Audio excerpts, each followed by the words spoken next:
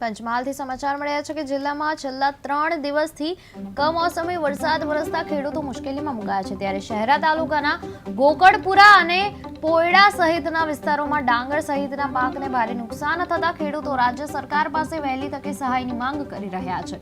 પાક બગડતા પશુપાલકોને પણ ચારા માટે તંગીનો સામનો કરવો પડી શકે છે।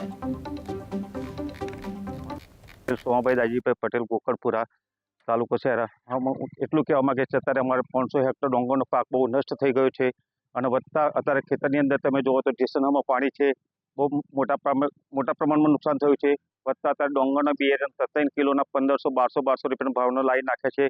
અત્યારે સરકારશ્રીને અમે એટલી જ વિનંતી કરીએ કે હવે અમારે કોઈ સહાય કરે, માનનીય મુખ્યમંત્રી શ્રી ભૂપેન્દ્ર પટેલ સાહેબને કે અમારે તાત્કાલિક ધોરણે કોઈ સહાય કરે એ અમારી વિનંતી છે। નામ પટેલ સોમાભાઈ દાજીભાઈ।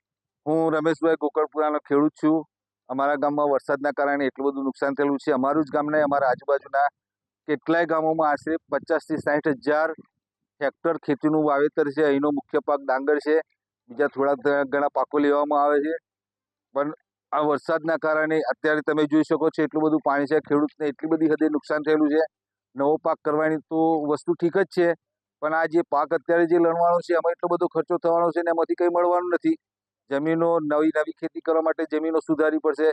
એના જ જો ખેડૂતો પાસે પૈસા ના હોય તો નવી ખેતી ક્યાંથી ઊભો કરવાનો છે? અમે આ મીડિયા દ્વારા સરકારશ્રી સુધી અમારી વાત પહોંચાડવા માંગીએ છીએ અને અમને કંઈ ને કંઈ થોડું ઘણું રાહત પેકેજ મળે તો ખેડૂતો નવી ખેતી ઊભી કરી શકે એવી અમે અપેક્ષા રાખીએ છીએ।